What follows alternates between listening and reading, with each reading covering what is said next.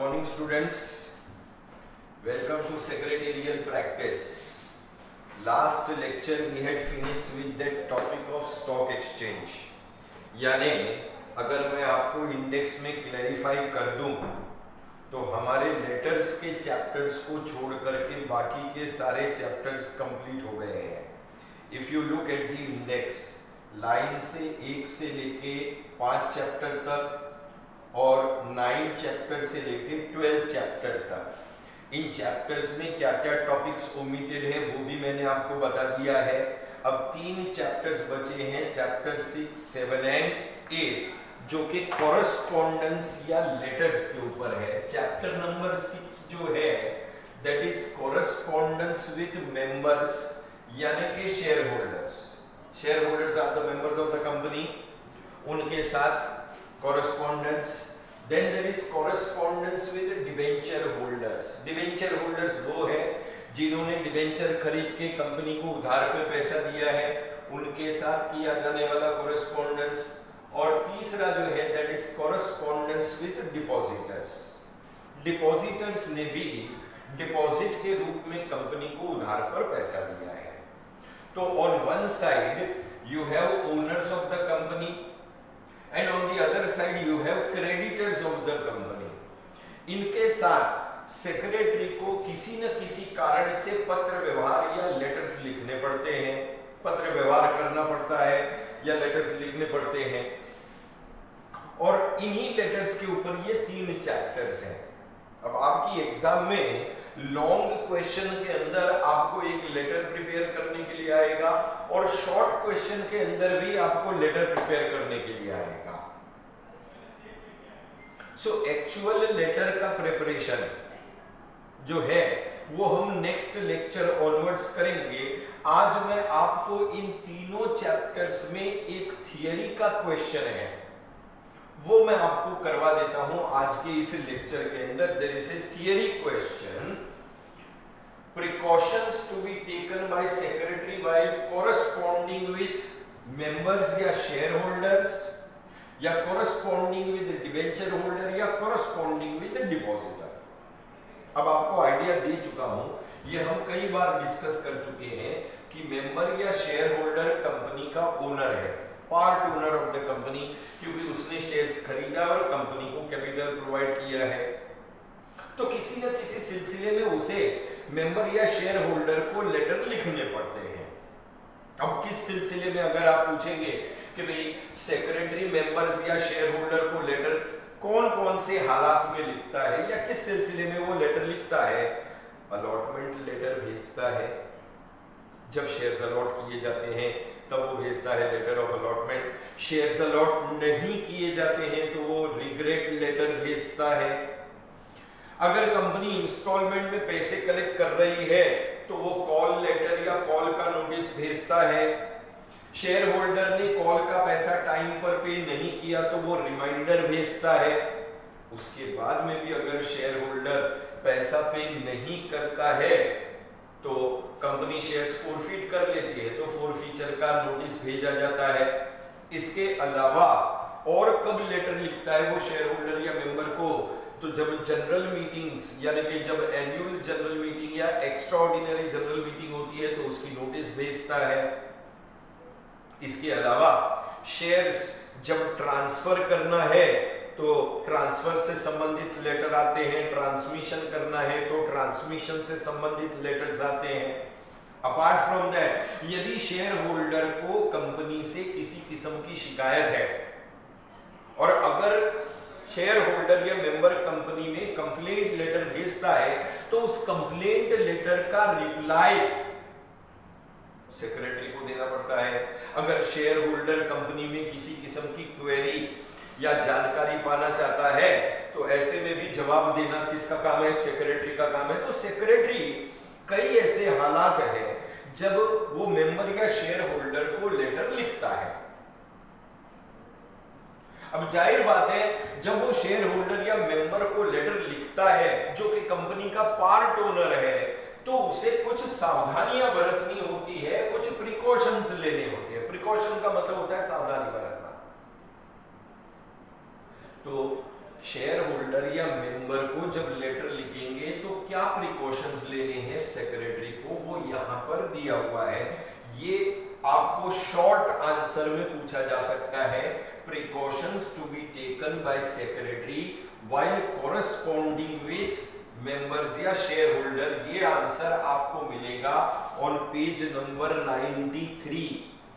कहां पर मिलेगा ये आंसर? मिलेगा आपको पेज नंबर 93 और थोड़ा बहुत पॉइंट्स इसके पेज नंबर 94 पर है। ठीक है, मैंने यहां पर लिख दिया है पेज 93 पर ये आंसर है प्रिकॉशंस। अब सेक्रेटरी को क्या प्रिकॉशंस लेने हैं मेंबर्स को लेटर लिखने के वक्त? सबसे पहला है to provide correct information. Secretary जब मेंबर या शेयर होल्डर को लेटर लिखेगा तो उसने सही जानकारी देनी चाहिए। करेक्ट इंफॉर्मेशन का मतलब है एक्यूरेट या up to date information provide करना, आधी अधूरी जानकारी नहीं देगा। जो भी इंफॉर्मेशन वो प्रोवाइड करता है उसके अंदर प्रॉपर फैक्ट्स एंड फिगर्स दिए जाने चाहिए। He should provide proper facts and figures and that too accurately, that is providing correct information। जानकारी देने के वक्त किसी किस्म की मिस्टेक या गलती नहीं होनी चाहिए, otherwise it can lead to misunderstandings और it can lead to disputes. So secretary का सबसे पहला प्रिकॉशन जो है वो है to provide correct information. Number 2, सावधानी क्या बरतनी है? Lucid language. सी कंपनी के शेयर होल्डर या मेंबर देश के अलग अलग हिस्सों में रहते हैं। जाहिर बात है इसमें कुछ कम पढ़े लिखे होते हैं, कुछ ज्यादा पढ़े लिखे होते हैं, कुछ हाईली क्वालिफाइड होते हैं और कुछ अनपढ़ भी होते हैं। अब इनको लेटर लिखने के वक्त सेक्रेटरी ने लूसिड लैंग्वेज का इस्तेमाल करना चाहिए। लूसिड लैंग्वेज का मतलब क्या होता है? लूसिड लैंग्वेज का मतलब होता है simple language. He must make use of simple language. आसान भाषा का प्रयोग करना चाहिए। सिंपल वर्ड्स हैं, स्मॉल वर्ड्स हैं, भारी भरकम शब्दों का इस्तेमाल न करें, टेक्निकल वर्ड्स का इस्तेमाल न करें। छोटी छोटी सेंटेंसेस लिखें जिससे सामने वाला लेटर की बात को आसानी से समझ सके। किसी किस्म का कंफ्यूजन नहीं होना चाहिए, किसी किस्म की मिसअंडरस्टैंडिंग नहीं होनी चाहिए। जितनी सरल भाषा का इस्तेमाल करेंगे सामने वाले को आपकी बात उतनी अच्छे से समझ में आएगी। And therefore make use of lucid और सिंपल लैंग्वेज। क्या कहा मैंने? टेक्निकल या भारी भरकम शब्दों का प्रयोग ना करें, हो सकता है सामने वाले को उसका मीनिंग ना पता हो। And therefore keep the language as simple as possible. Number 3 है प्रॉम्प्ट रिस्पॉन्स। प्रॉम्प्ट रिस्पॉन्स का मतलब होता है क्विक रिप्लाई। सी मेंबर जब कभी भी कंपनी में किसी क्वेरी के लिए या किसी कंप्लेंट के लिए लेटर लिखता है तो सेक्रेटरी ने उसके लेटर का जवाब तुरंत देना चाहिए, without wasting any time. Prompt reply या क्विक रिप्लाई भेजी जानी चाहिए क्वेरीज को, या प्रॉम्प्ट रिप्लाई भेजी जानी चाहिए कंप्लेंट लेटर के रिप्लाई के रूप में। क्योंकि अगर सेक्रेटरी लेटर लिखने में या लेटर का जवाब देने में देर करता है तो it creates a wrong impression on the mind of the share holder और मेंबर। क्या है कि आपने अगर मुझे कोई कंप्लेंट लेटर भेजा और उसका जवाब देने में अगर मैं देर लगाऊं तो आपको ऐसा लगेगा कि मैं आपको नजरअंदाज कर रहा हूं, मैं आपकी कंप्लेंट की तरफ ध्यान नहीं दे रहा हूं। ये रॉन्ग इंप्रेशन पड़ता है। दैट इज व्हाई जब कभी भी किसी मेंबर का कोई क्वेरी आता है या कोई कंप्लेंट लेटर आता है तो उसका रिप्लाई या रिस्पॉन्स प्रॉम्प्ट होना चाहिए, क्विक होना चाहिए, without wasting any time. Number 4 है सीक्रेसी।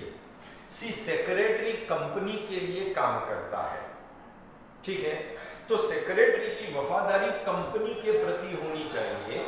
और वफादारी कंपनी के प्रति होने का मतलब है कि सेक्रेटरी कंपनी के जो कॉन्फिडेंशियल मैटर्स हैं या जो सीक्रेट मामले हैं वो मेंबर के साथ शेयर नहीं करेगा, लीक आउट नहीं करेगा। सी बहुत सारी बिजनेस से रिलेटेड कॉन्फिडेंशियल बातें होती है जो शेयर होल्डर के साथ डिस्क्लोज नहीं की जाती है। तो सेक्रेटरी को इस बात का ख्याल रखना चाहिए कि कंपनी के सीक्रेट्स या कॉन्फिडेंशियल मैटर्स वो शेयर होल्डर या मेंबर के साथ शेयर नहीं करेगा, सीक्रेसी को मेंटेन करके रखेगा। नंबर 5 आता है पोलाइटनेस। सी पोलाइटनेस का मतलब होता है to make use of courteous language. आप कर्टियस भाषा का या कर्टसी का इस्तेमाल करेंगे व्हाइल राइटिंग द लेटर। आपकी भाषा पोलाइट होनी चाहिए। मतलब अगर आप कोई नेगेटिव रिप्लाई भी दे रहे हैं कि जैसे मान लो कई बार कंपनी के अंदर किसी ने शेयर्स के लिए अप्लाई किया है, बराबर है, अब मान लो कंपनी उसको शेयर अलॉट नहीं कर रही है तो नेगेटिव रिप्लाई भेजेगी यानी कि रिग्रेट लेटर भेजेगी। रिग्रेट लेटर के अंदर भी आप अपनी भाषा को नम्र रखेंगे, कर्टियस और पोलाइट टोन का इस्तेमाल करेंगे। एक बात हमेशा ध्यान में रखना कि रूड लैंग्वेज का इस्तेमाल नहीं करेंगे, फाउल लैंग्वेज का इस्तेमाल नहीं करेंगे, अपनी भाषा को नम्र रखेंगे। दैट इज पोलाइटनेस और कर्टसी। नंबर 6 आता है legal matters. Number 6 is legal matters. सी सेक्रेटरी ने लेटर लिखने के वक्त इस बात का ख्याल रखना चाहिए कि वो कंपनी का रिप्रेजेंटेटिव है और कंपनी का कामकाज चलता है as per the companies act 2013। Companies act 2013 के अंदर जो भी नियम कायदे कानून दिए गए हैं वो सेक्रेटरी ने फॉलो करने चाहिए। अपने लेटर में कोई भी बात ऐसी नहीं लिखेगा जो कानून का उल्लंघन करती हो या कानून के खिलाफ जाती हो। So he has to take care of legal matters। Transfer से संबंधित है, ट्रांसमिशन से संबंधित कोई काम है, कॉल से रिलेटेड या फॉरफीचर से रिलेटेड कोई काम है, ऐसी सिचुएशन में लीगल प्रोविजंस का पूरा ख्याल रखना है और नियमों के अनुसार ही लेटर के अंदर अपने शब्दों का इस्तेमाल करना है। एक बात ध्यान रखें, कई ऐसे कॉम्प्लिकेटेड मामले होते हैं जो सेक्रेटरी को भी नहीं समझ में आते हैं, तो ऐसे में लीगल एक्सपर्ट की एडवाइस ले लेनी चाहिए before drafting the matter. So legal matter का पूरा ख्याल रखेंगे, ठीक है। कोई भी बात लेटर में ऐसी नहीं लिखेंगे जो कानून के खिलाफ जाती हो। लीगल मैटर के बाद नंबर 7 आता है कंसिडरेशन। सी लेटर लिखने के वक्त कंसिडरेशन रखने का मतलब होता है कि रीडर के पॉइंट ऑफ व्यू को समझना कि रीडर की क्या रिक्वायरमेंट यानी कि मेंबर या शेयर होल्डर की क्या आवश्यकता है, उस आवश्यकता को ध्यान में रखते हुए मैं लेटर को ड्राफ्ट करूंगा। मेंबर या शेयर होल्डर की प्रॉब्लम को समझूंगा और उस प्रॉब्लम को समझ करके अकॉर्डिंगली मैं अपने लेटर को ड्राफ्ट करूंगा। मैं क्या लिखना चाहता हूं वो जरूरी नहीं है, मेंबर या शेयर होल्डर की क्या जरूरत है उस जरूरत को ध्यान में रखते हुए उसकी प्रॉब्लम्स को समझते हुए मैं लेटर को ड्राफ्ट करूंगा, यानी कि सामने वाले का पॉइंट ऑफ व्यू ध्यान में रखते हुए लेटर को ड्राफ्ट करना, दैट इज कंसीडरेशन। और लास्ट नंबर 8 आता है इमेज ऑफ द कंपनी। सी एक बात सेक्रेटरी को ध्यान में रखनी है कि वो जो लेटर मेंबर या शेयर होल्डर को भेज रहा है वो कंपनी का रिप्रेजेंटेटिव है। That letter is the representative of the company. अब अगर मैं अच्छी तरीके से लेटर को ड्राफ्ट करके भेजूंगा तो सामने वाले की यानी कि मेंबर या शेयर होल्डर की नजर में कंपनी की इमेज इंप्रूव होगी। अच्छी भाषा का प्रयोग करना, पोलाइटनेस रखना, कर्टियस टोन रखना। अगर मैं अच्छा लेटर ड्राफ्ट करके भेजता हूं तो मेंबर या शेयर होल्डर की नजर में कंपनी की इमेज या गुडविल इंप्रूव होगी। और अगर मैं खराब भाषा का इस्तेमाल करूंगा, गंदे लेटर्स लिख करके भेजूंगा तो इससे कंपनी की इमेज खराब होगी। So while drafting the letter he must keep the language and courtesy in mind and draft the letter accordingly so that it helps to improve the image of the company in the minds of shareholders or members. ये precautions आपको लेने हैं. ये answer आपको मैंने कहा कौन से पेज पे मिल जाएगा. It is available on page number 93 as well as 94. Short answer के लिए precaution to be taken by secretary while corresponding with members, ये इसका आंसर है. ठीक है. ऐसा ही एक सेम क्वेश्चन, ये तो क्वेश्चन हुआ कौन सा, correspondence with members chapter number 6 का. ऐसा ही सेम क्वेश्चन चैप्टर नंबर 7 में भी है, that is correspondence with debenture holder, और ये आपको मिलेगा on page number 104, page number 104 के ऊपर. So this is on page 104 and 105. वही क्वेश्चन है, precautions to be taken by secretary while corresponding with debenture. अब मैं आपको बता दूं डिबेंचर होल्डर कौन है. सर डिबेंचर होल्डर कंपनी का क्रेडिटर है, उसने डिबेंचर खरीद के कंपनी को उधार पे पैसा दिया है, क्रेडिटर है. तो जाहिर बात है क्रेडिटर होने के नाते सेक्रेटरी को इन्हें भी लेटर्स लिखने पड़ते हैं, डिबेंचर के ट्रांसफर से संबंधित, डिबेंचर के ट्रांसमिशन से संबंधित, डिबेंचर का अलॉटमेंट, डिबेंचर का रिडेम्पशन, इसके अलावा डिबेंचर का कन्वर्जन इनटू इक्विटी शेयर्स. ये सारे लेटर्स उसे लिखने पड़ते हैं. तो इन लेटर्स को लिखने के वक्त क्या सावधानी या प्रिकॉशन बरतना है. अब आप अगर इसके भी पॉइंट्स देखेंगे ना तो आपको लगेगा कि ये बहुत सिमिलर है पॉइंट्स. मैंने सारे एक साथ में इसीलिए लिखे हैं. पोलाइटनेस, ये देख इधर पोलाइटनेस है, तेरे को यहाँ पे भी पोलाइटनेस मिलेगा. ओके. भाषा को नम्र रखेंगे, कर्टियस टोन रखेंगे, पोलाइट लैंग्वेज का इस्तेमाल करेंगे. Number 2 prompt response. ये देखिए प्रॉम्प्ट रिस्पॉन्स तेरे को इधर भी मिल जाएगा, बराबर है. क्विक रिप्लाई देना है, जवाब देने में देर नहीं लगाना है. 3 नंबर है लीगल प्रोविजंस, यानी कि लीगल मैटर, कानूनी नियमों का ख्याल रखेंगे while writing letters to the debenture holder. Letter के अंदर कोई भी बात कानूनी नियमों के खिलाफ नहीं होनी चाहिए. नंबर 4 है ट्रांसपेरेंसी. ट्रांसपेरेंसी का जो पॉइंट है थोड़ा सा अलग है कि भाई जब डिबेंचर होल्डर को लेटर लिखेंगे तो ट्रांसपेरेंसी रखेंगे इन द सेंस कि डिबेंचर होल्डर से कोई बात छुपाई नहीं जाएगी, उसको प्रॉपर इंफॉर्मेशन प्रोवाइड किया जाएगा, बराबर है. कोई बात छुपानी नहीं है. इसके अलावा आपको मिलेगा कंसाइसनेस. कंसाइसनेस जो है ना, कंसाइसनेस का मतलब होता है ब्रीफ, या हम कह सकते हैं टू द पॉइंट.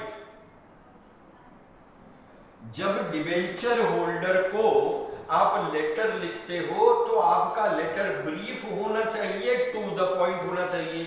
फालतू की बातें, अननेसेसरी इंफॉर्मेशन लेटर के अंदर इंक्लूड ना रखें, टू द पॉइंट लिखें, ब्रीफ यानी कि संक्षिप्त में अपने लेटर को ड्राफ्ट करें. नंबर 6 है प्रिसाइज इंफॉर्मेशन. प्रिसाइज इंफॉर्मेशन का मतलब होता है करेक्ट इंफॉर्मेशन, यानी कि आप डिबेंचर होल्डर को सही सही जानकारी देंगे.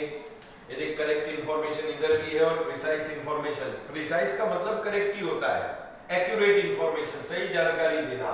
सीक्रेसी का पॉइंट इधर भी है कि भाई बिजनेस के सीक्रेट्स लीक आउट नहीं करेंगे. Image and goodwill of the company इधर भी है कि भाई लेटर ड्राफ्ट करने के वक्त अच्छी भाषा का उपयोग करेंगे, अच्छे से लेटर को ड्राफ्ट करेंगे तो डिबेंचर होल्डर की नजर में कंपनी की गुडविल और रेप्यूटेशन इंप्रूव हो जाएगी. आंसर किधर है? Page number 104 and 105. That was chapter number 7. ऐसा ही एक क्वेश्चन चैप्टर नंबर 8 में है, that is correspondence with depositor. ये आपको मिलेगा ऑन पेज नंबर 116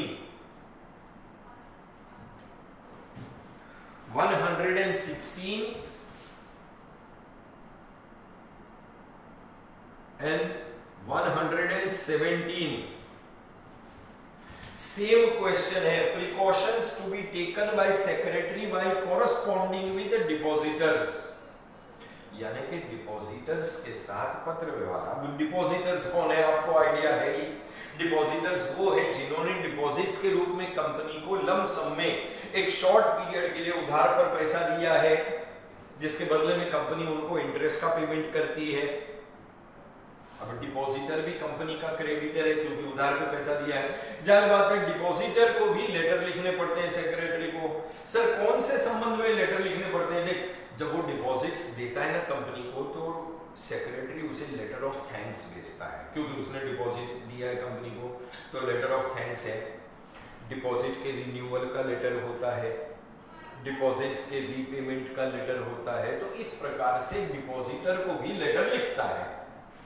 अब डिपॉजिटर को लेटर लिखने के वक्त क्या प्रिकॉशन या क्या सावधानी बरतनी है? देख, लीगल प्रोविजन यानी कि कानूनी नियमों का ख्याल रखेगा, कर्टसी यानी कि पोलाइट लैंग्वेज रखेगा, ठीक है, प्रॉम्प्ट रिस्पॉन्स यानी कि डिपॉजिटर के क्वेरी का या डिपॉजिटर के कंप्लेंट का जवाब तुरंत देगा विदाउट वेस्टिंग एनी टाइम। इसके अलावा देख, एक्यूरेसी का पॉइंट है। एक्यूरेसी का मतलब होता है प्रिसाइज इंफॉर्मेशन यानी कि सही जानकारी देना, करेक्ट इंफॉर्मेशन। एक्यूरेसी मतलब विदाउट मिस्टेक, बिना गलती के सही जानकारी देना या प्रिसाइज इंफॉर्मेशन प्रोवाइड करना। इमेज एंड गुडविल, लेटर को ड्राफ्ट करने के वक्त अच्छी भाषा का प्रयोग करेंगे, अच्छे से लेटर को ड्राफ्ट करेंगे तो इमेज और गुडविल। यू एटीट्यूड, अरे you attitude is nothing else but consideration, यानी कि रीडर के पॉइंट ऑफ व्यू से लेटर को ड्राफ्ट करना। कंसाइसनेस का मतलब मैंने आपको बताया था, ब्रीफ या टू द पॉइंट। और लास्ट है सीक्रेसी, यानी कि बिजनेस के सीक्रेट्स डिपॉजिटर के साथ शेयर नहीं करना है, कंपनी के कॉन्फिडेंशियल मैटर्स को सीक्रेट ही रखना है, that is to maintain maximum secrecy. तो तकरीबन आपको ये देख करके समझ में आएगा कि ये आंसर तो सिमिलर ही है, एक ही क्वेश्चन को 3 अलग अलग जगह पर पूछा है, बट इसके जो पॉइंट्स है वेरी सिमिलर है। तो मैं आपको एक आइडिया देता हूं कि आप एक आंसर का प्रिपरेशन करें। देख, ये जो करेक्ट इंफॉर्मेशन है यहां पे भी है, साथ में यहां पे भी है, और साथ में यहां पे भी है, एक्यूरेसी के नाम से है, बट बात सेम है। प्रॉम्प्ट रिस्पॉन्स, प्रॉम्प्ट रिस्पॉन्स तीनों में है। Secrecy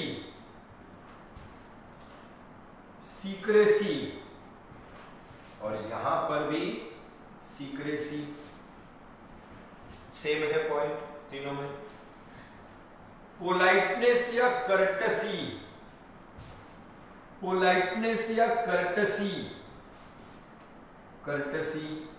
same. Legal matter, legal provision same. कितने पॉइंट हुए? 1 2 3 4 5 पॉइंट एकदम सेम है। अब क्या बच गया? Image and goodwill 6 point same है, बराबर है, 6 पॉइंट्स आर सेम। ये 6 पॉइंट आप एक ही क्वेश्चन का कर लें और उसके अंदर आप 2 पॉइंट लूसिड लैंग्वेज ले, यहां पे है लेकिन यहां पे और यहां पे नहीं है, बट सिंपल लैंग्वेज इनके लिए भी काम में आएगा, इनके लिए भी काम में आएगा और इनके लिए भी काम में आएगा। तो आप 6 पॉइंट के बाद लूसिड लैंग्वेज वाला ऐड कर देना। और कंसीडरेशन का मतलब होता है यू एटीट्यूड, जो कि यहां पर दिया हुआ है यू एटीट्यूड। कंसीडरेशन यानी कि रीडर के पॉइंट ऑफ व्यू से। तो आप एक क्वेश्चन प्रिपेयर कर लो, सिर्फ 3 क्वेश्चन प्रिपेयर करने की जरूरत नहीं है, क्योंकि पॉइंट्स 6 तो सिमिलर है और बाकी के 2 पॉइंट यहां वाले इन दोनों में आ जाएंगे। यानी कि यू प्रिपेयर ओनली 1 आंसर। अब एग्जाम में आपको जब कोई भी प्रिकॉशन के बारे में पूछेंगे, चाहे मेंबर या शेयर होल्डर, चाहे डिबेंचर होल्डर या डिपॉजिटर, आपको अपने आंसर में सिर्फ शब्द को बदलना है। अगर मेंबर पूछा है तो आप ये पॉइंट्स लिखते हुए मेंबर लिखेंगे, अगर डिबेंचर होल्डर का पूछा है तो आप यही एक्सप्लेनेशन लिखेंगे, लेकिन मेंबर की जगह पे डिबेंचर होल्डर शब्द का इस्तेमाल करेंगे। या अगर डिपॉजिटर्स के बारे में पूछा है तो यही पॉइंट लिखेंगे, लेकिन मेंबर्स की बजाय डिपॉजिटर शब्द का। So you prepare only 1 answer and this 1 answer you can use for all 3। तीनों के लिए ये काम में आएगा। सिर्फ आपको मेंबर या उसके बदले में डिबेंचर होल्डर या उसके बदले में डिपॉजिटर शब्द का प्रयोग करना है। 1 answer for 3 questions. Okay, so that is your theoretical part, बराबर है।